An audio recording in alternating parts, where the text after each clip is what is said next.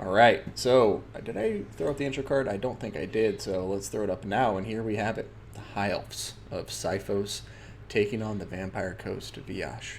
And this is an ODM Civil War, ladies and gentlemen, so let's check this out. Bodhi and Chungus, you're really something, you know that? I don't know if you're talking to me or not, but thank you. Civility War.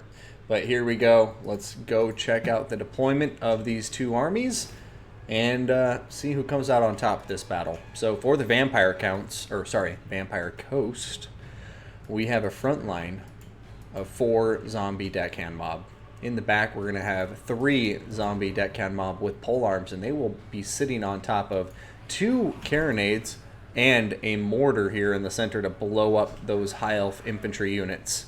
Now, other than this, we are going to have the Black Spot ROR Zombie Pirate Gunnery Mob with handguns. We have a Rotting Leviathan here on the field. Ooh, I love him. One of my favorite single models. We have a Necrofex Colossus in the back and Count Noctilus. Count Noctilus will be bringing Captain Roth's Sundial. He has Arcane Conduit, Invocation from the Heck, and Drowned Dead. And it's Moondial, not Sundial. Ooh, you beautiful monster. We have some Scurvy Dogs vanguarded up front, do some scouting, and another unit up there towards the top of the hill. For the High Elves on the other side of the battlefield in blue, we are going to be looking at 2 Illyrian Reavers, and actually it looks like possibly more. But going to the infantry here, since they've stopped moving, hopefully we have Silverin Guard, and 5 of them. Damn. We got 5 Lothran Sea Guard with shields. And then we're going to have 2 Illyrian Reavers in the back, each with a pip of veterancy. We got the ROR War Lines of Trace, the Ragar's Pride, or Rahagra's Pride, and they have tiger stripes too? And cool little vest they wear? Man, that's pretty dope. Got Aetherion the Grim on the ground. He's bonus versus large. Where the hell are you? No, just kidding. He's not bonus versus large. So he's going to be on foot. He's going to have Fang Sword of Aetherion. So very big buff to himself. Where the hell are you? There you are. He's also going to have Tempest, Apotheosis, and Mistwalker's Barrage with Shield of Sapphire and Grim Discipline. Damn. You're pretty cool looking, Mr. Warden.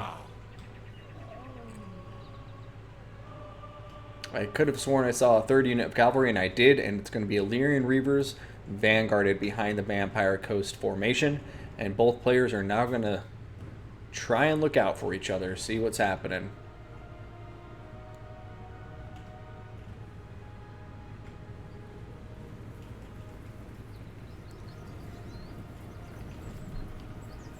Foot Therian.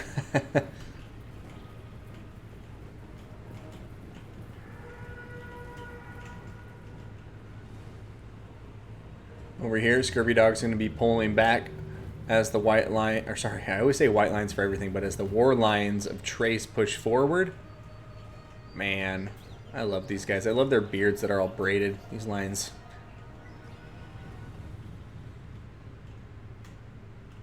And I mean, I think it's pretty evenly matched right now. It's really going to be coming down to the state of play. I mean, one thing the Vampire Coast has over the High Elves is they have the artillery to force the High Elves to them.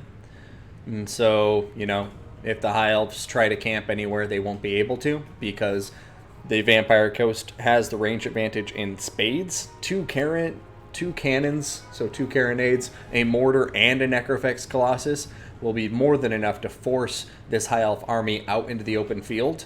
So they won't be able to camp. So as long as the Vampire Coast player remains patient, Viash should be able to draw them out of the woods. But the big thing is, will he be able to do enough damage before those Lothran Sea Guard, all 5 of them with shields, will be able to close the gap and start shooting his army to pieces. As long as he takes care of the Lothran Sea Guard, I think he'll be in a decent place for this battle. Illyrian Reaver is going to be pushing these Scurvy Dogs back. We're going to see some cannon shots going down from the Necrofex Colossus by the looks of it. But looks like both players still just going to be positioning with the Vampire Coast taking this hill. Bodhi and Changus, thank you so much for the follow. I appreciate it very much. Not bringing mortars against elves? Dude, bring mortars against elves. It's a good pick. Disciplined formations can get wrecked by mortars. Alright, I'm hoping that mortars aren't on fire at will, but it looks like they may be, but they're going after the war lines of Trace by the looks of it? Or, I don't know. They just missed them horribly if that was their intended target. But, yeah, I mean, the High Elves going to be just trying to form up in this forest, push forward, I'd imagine, in an organized fashion, so they didn't get blown up the entire way on the approach from this direction. But if the Vampire Coast player plays it smart, what I think he should do is, as the elves advance through the forest to try to get in firing range with their archers so they fulfill the attacking rule, then the Vampire Coast should start staggering back and just taking advantage of the artillery. The artillery supremacy. Scurvy Dogs coming in to do some scouting. Nice mortar fire, killing off 5 Illyrian Reaver models. Not bad at all. And we'll see what kind of work the cannons can start doing, because that's another thing that's really going to put the, incentive on the High Elves to close the gap, is these artillery shots are going to just do so much damage over time. It looks like that Necrophex Colossus actually mixed all of the shots there, probably hitting that big tree in front of the Illyrian Reaver archers.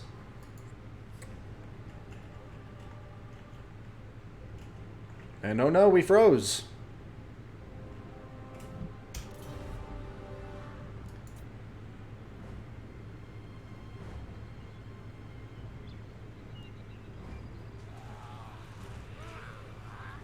Alright, Orion Stream just dropped from the game. Sorry, my Russian players, but it looks like the game is coming back online then. Okay, cool. So the game is back online. Sorry, we lost Orion, but got to focus on the rest of the battle here. And the High Elves, a very nice approach. And I do think the Vampire Coast pushed far too forward, because now they're kind of like, they have to fight the High Elf game, The High Elves just got to the edge of the forest and were able to start shooting, and now all of the Vampire Coast is rushing out to fight them. But the Lothern Sea Guard have a lot of units, a lot of firepower. I think they'll be able to kill off these zombie pirates very quickly. And, but I mean, it's not all doom and gloom with the Vampire Coast getting some really good damage on top of the Illyrian Reavers, killing off models most importantly, so they're not going to be easily healed. And yeah, I mean, at this point, though, we're going to see Lothern Sea Guard routing from some Scurvy Dogs. Illyrian Reavers are crushing the Scurvy Dogs in return, though. We're going to be seeing a Zombie Pirate Deckhand mob summon going down on top of these Lothern Sea Guard, and even more people going after them, and then an Invocation of the Heck going down on these Scurvy Dogs. So some nice pickups from the coast, the balance of power going a bit more even because of it.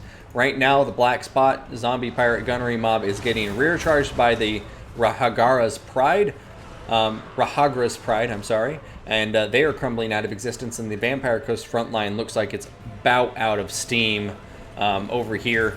Maybe holding a little bit better because of Count Noctilus, but he's going to summon some gunnery mob, perhaps to start shooting these spearmen in the back. But now you do see a lot of the High Elf units getting their hands in the cookie jar, so to speak. Terror kicking in on top of Rahagra's Pride, but an Apotheosis going down on top of them as well to try and heal them up. And we'll see what happens from here, but with the artillery getting compromised and pretty much all of the Vampire Coast units being in range of these Lothern Sea Guard, I think we may see a GG here in just a moment. Mr. Dogbert, thank you so much for the follow. Reavers are an excellent unit at shutting down periphery units, shutting down range units. They're fast. They're very cost efficient at 550. But yeah, they're kind of getting torn apart in a lot of these places. Audrey1492, also thank you so much for the follow. Now, the Lothern Sea Guard are going to continue closing the gap. Checking back here, it looks like they still have 4 units of Lothern Sea Guard that are very healthy. The Rotting Leviathan, the Rotting Leviathan, though, is looking very, very healthy. Very high in HP, over 700k, 150 armor. And the Lothern Sea Guard are all going to turn around and start shooting it. But, I mean, we'll see if they can finish it off. I mean, I just don't know if they're going to have enough punch to get through that armor. Over here, we see the Zombie Pirate Deckhand mob with polearms coming out to support combat for the Necrophex Colossus. Aetherian, although he is tough, is going to have a hard time catching the Necrophex Colossus. And now we have Luther Harkin coming in here. Sorry, Count Noctilus coming in here. And we'll see what he decides to do. Because, I mean, the Necrophex Colossus and, Count Noctilus is going to be a lot of damage. So we'll see if he can survive that right there. We have the good old Rotting Leviathan in the backline distracting all of these high elf units. And if Aetherian dies, which, you know, easier said than done, he is quite a capable melee combatant.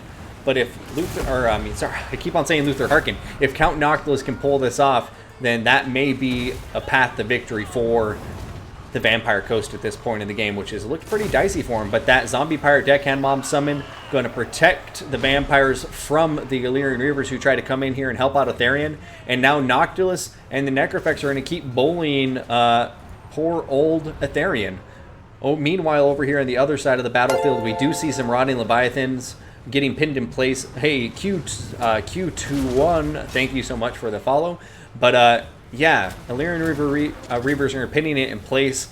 However, its leadership is holding strong for the time being, and it did get that Invocation of the Heck, which brought it up to very high on HP.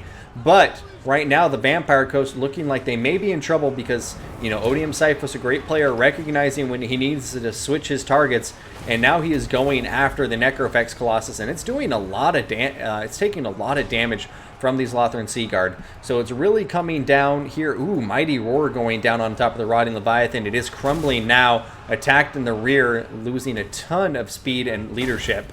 And yeah, High Elves looking like they're about to take this away. And there goes another Invocation of the Heck, this time on top of the Necrofex Colossus. And we'll see how it does.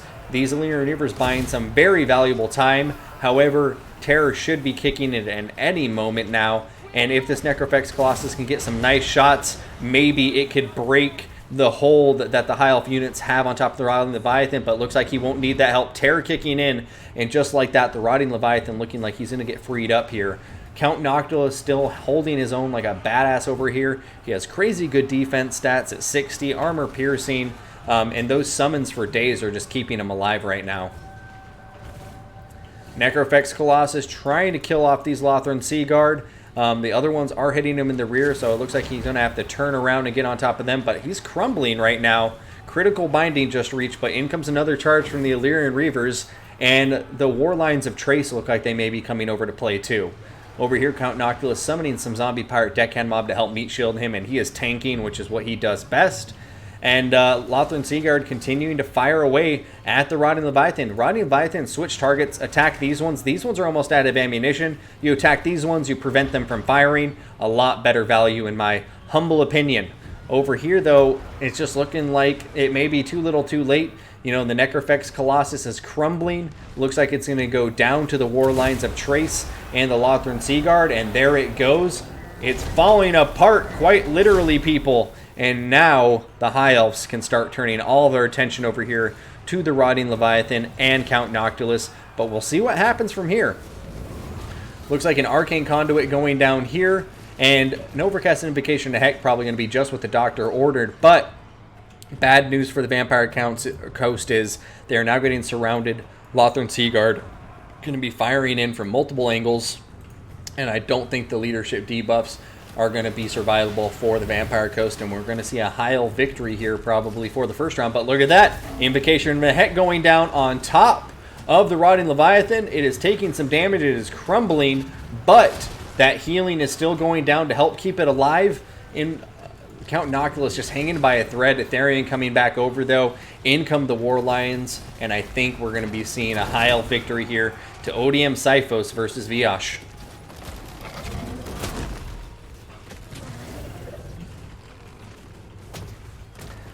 I do stand by what I said initially in this battle. I think the High Elves got a huge advantage as soon as the Vampire Coast decided to kind of close the gap with the forest, rather than sitting way back and letting their artillery work and dish out damage to the High Elves while they approached through the unwooded area. This message brought to you by Red Lobster. I think Depth Guard would have been beautiful right there, Ridgeburner. Absolutely.